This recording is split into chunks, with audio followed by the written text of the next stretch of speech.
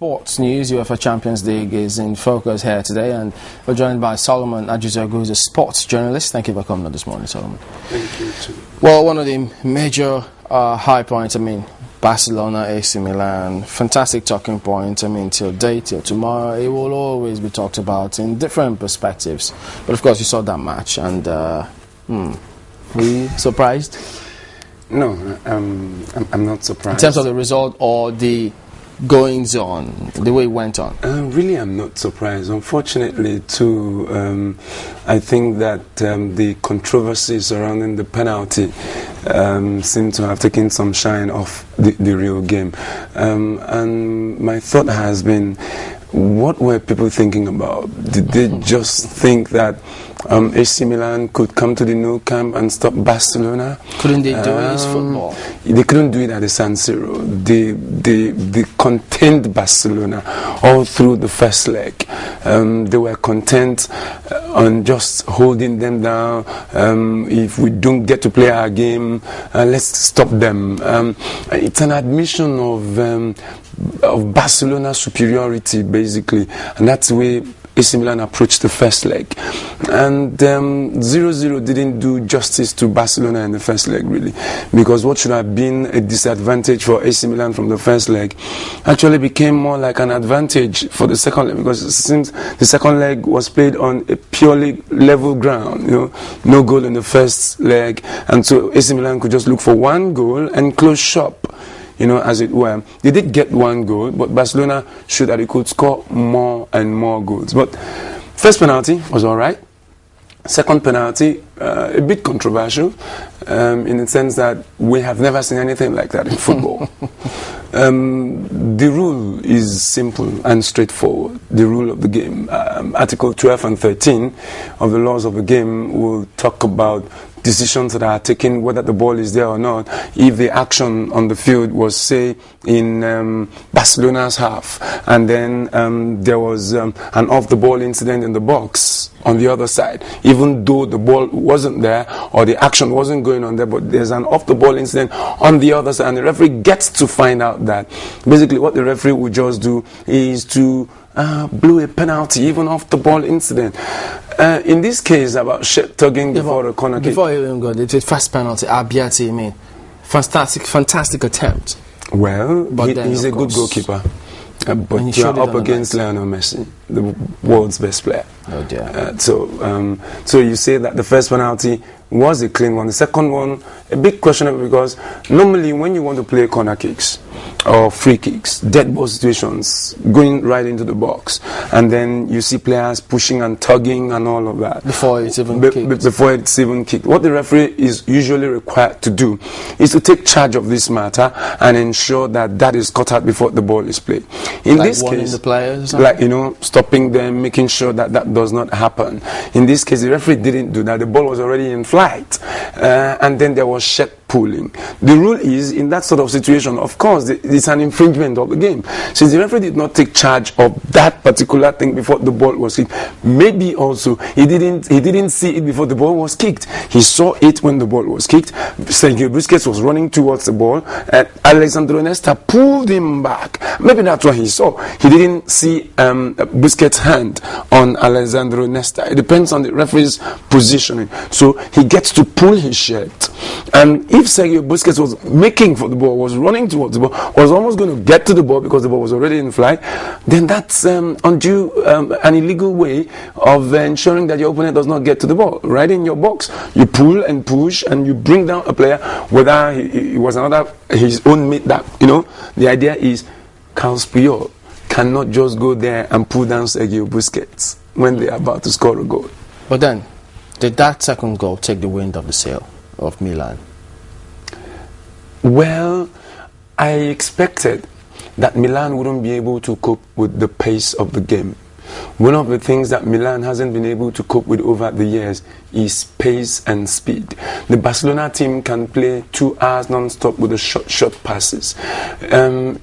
Even I think the best conditioned team in terms of fitness in the world right now would probably be the Real Madrid team. Okay, maybe a bit of the Bayern Munich team, because the Real Madrid team is so physically conditioned. But each time they came up against Barcelona, they always have the problem, because the Barcelona game might not be physical to a lot of people, but it requires a higher level of energy, because you make too many short passes and you make use of small spaces on the pitch. So it requires constant movement by the players, and so if you are chasing the ball, you gas out. And then considering that why they conserve energy? They conserve energy because they have possession, so they have the incentive to keep going. So the point is, the AC Milan team, well, a lot of older players, really. A lot of older players. Nesta, he said he's quitting, you know. Well, I expected to see more and younger players. I thought that the younger players were going to, you know, make the difference. Of course, Nocerino made a difference, you know. I expected Kevin Boateng to play a little longer. I think that Italian football should refocus, start placing a focus on younger players, and that's the reason why a team like Barcelona will continue to beat AC Milan. If AC Milan came with a containment plan, it wouldn't have worked. But what was the difference? Because remember, Mourinho's Inter, an Italian team, and then an AC Milan. I mean, if Inter could go there, contain Barcelona at that time, so Milan would have thought, oh, wait a minute, if we've done it here, and they did it there, here. On the face value, people tend to talk about Inter containing Barcelona. Barcelona isn't a team that entertains a lot of excuses. But you see, no matter how you say it, the incidents of that time were completely different. There was the ash cloud situation, and the players of Barcelona had to travel on foot, several hundreds of, about 100 kilometers or so, something, you know, to get to where they were going.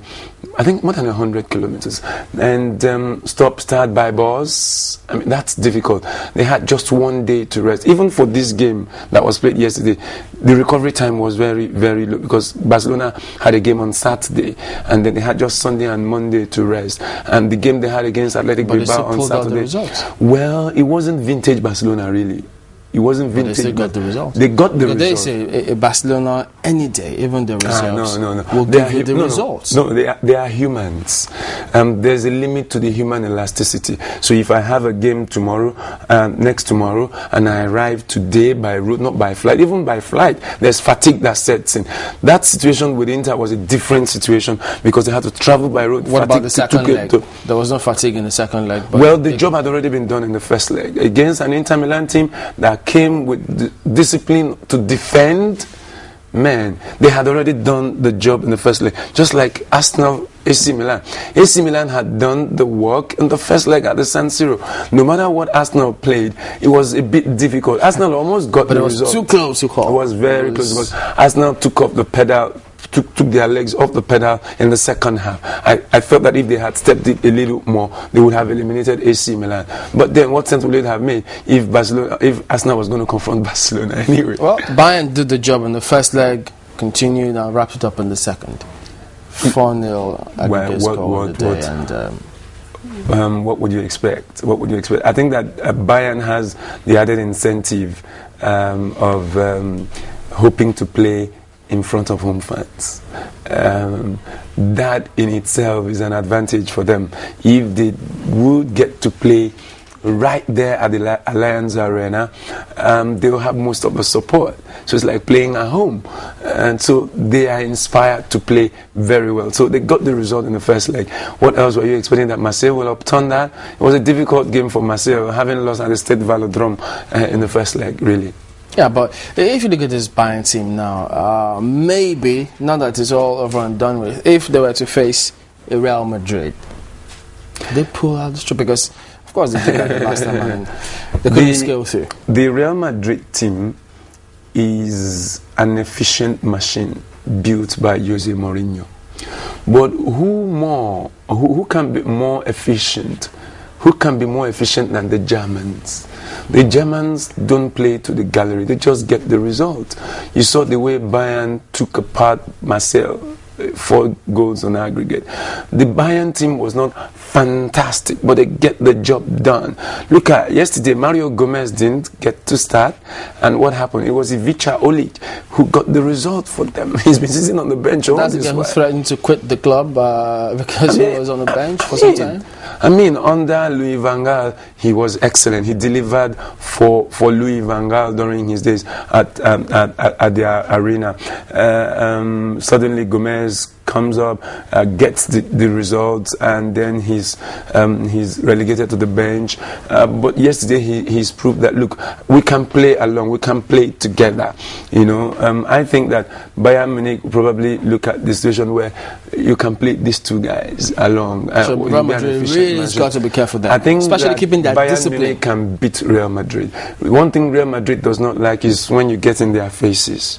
They get frustrated, and it's a bunch of group of likely not disciplined players, especially under pressure. Real Madrid will always lose its cool. The players will lose their cool, and I think that that's something they need to check out here. The Bayern Munich team is much more disciplined. The players are much more disciplined. They get in your face. They get the game done. They know, and Real Madrid doesn't like that. So Real have got to come up with some sort of result to go through. But Chelsea, Benfica, looking ahead of some of the other matches, and a bit tricky. Even though some say it looks as though they got the job done in the first leg, but the second leg, that 1-0 margin, Benfica could always be tricky. 1-0 is very, very, very slim. It's not something you can hold on to. Maybe the outcome, that 1-0 did not paint the real picture. Unfortunately, the Benfica side did a lot of playing, but their activity in the final third is always a problem. It's the usual Portuguese way of approaching the game. A lot of tip-tap, a lot of CC play, a lot of charging fanciful football, but then they just couldn't get their acts in the final third. So they probably would have worked on that. They need to get the goal. They are down, and I always say that the team that is down will not be afraid of anything. They've got nothing to lose at this point. Yeah, but Chelsea's got 1 foot in the semi-final. 1 foot because they got an away goal. That's right. And who says the opponent cannot come there and get 2 goals? And Chelsea not scoring? Well, if Chelsea scores 1, does it change anything? Yeah, 2 but goals. they go through on the away goals rule. No, if Benfica scores 2 goals. If they score 2, Benfica goes through, and exactly. if it's 2-1 on the night. Exactly. But then look at Chelsea. I mean, for instance, now this vigor coming through. Di Matteo seems to have identified some key things in this players. Look at the Torres, for instance. They seem to have on the awakening. Well, a lot of people forget that Di Matteo played in Chelsea, so he understands the Chelsea spirit. But secondly, too, he has also been able to adapt the style of play to fit the personnel he has. The problem AVB had was he didn't have the personnel for his style, for his approach, for his formation, which was a 4-3-3, and it was taking its toll on the senior players who were who were much older, over 30. So you're coming with a 4-4-2 formation, all right, or a variation of the 4-3-3 that allows some of the guys playing on the flank, the strikers on the flank, to fall deep into the midfield to provide more bodies, and so that the older players are not exposed. This 4-4-2 seems to be working at the moment, and it allows Chelsea to get the passes together to approach the game with vigor. It's working, really. So it's not about getting the best out of Torres. It's about getting the formation that allows the team to operate at maximum point. If you have a bunch of 30-year-olds, too many 30-year-olds, you can't afford to play the CC kind of football because it requires a whole lot of energy to play. And so he has adapted to the 4-4-2 system that allows the senior players to function well, to bring the experience into play, to make use of the ball and allow the younger players to do the chasing because they've got all the running to do. Torres can run, Kalu can run, Sturridge can run, Mikel can run, Luis can run. Then the senior players just sit back and organize the team. If Chelsea were to face Barcelona in the semi-final, Do you see Chelsea pulling through? The challenge with Barcelona is that Barcelona hates a team with pace. The English teams have a lot of pace. One thing Barcelona can't cope with is pace. And They've always taken out Arsenal. Well, the thing is this, don't forget that in the last beat, Arsenal was the team that beat them at the Emirates, and it had to do with a lot of pace. And so Barcelona has adopted a style that pressurizes the opponent. Look at the way Barcelona gets the ball off you. Once they know you've got pace, what they do is, once they lose the ball, they are chasing you down, they are hurrying you, they get the ball off you because they don't want you to launch an attack that gives problem to the defenders. The defenders are not quite paced. They are not really pacey. So what they do is, once they have a team that has got pace, once they have a group of players that have got pace playing against them, they try to hinder you from running. As long as they can cut up the supply, they do that by pressuring you, by deploying pressure players within the opponent's area so as to snuff off the ball and get the ball, gain possession. That's what they do. That's the way to do it. It's pressure. It's invented by Mourinho. It's amazing that Pep Guardiola, and I keep saying that guy is learning so much. He's very open. He's very liberal. He grabs it in. He implements it. Mourinho invented the pressure play. But what Guardiola has done is he has brought it into the Barcelona play, and they do it so well. They get the ball off you very quickly.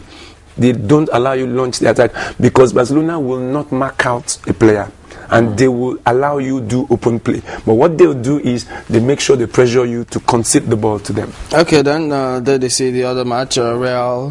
Who knows if the Real and Hapoel? Yes, I should say. But that's why I have to let it go here. Thank you for coming in, Solomon Ajuziogu, sports journalist.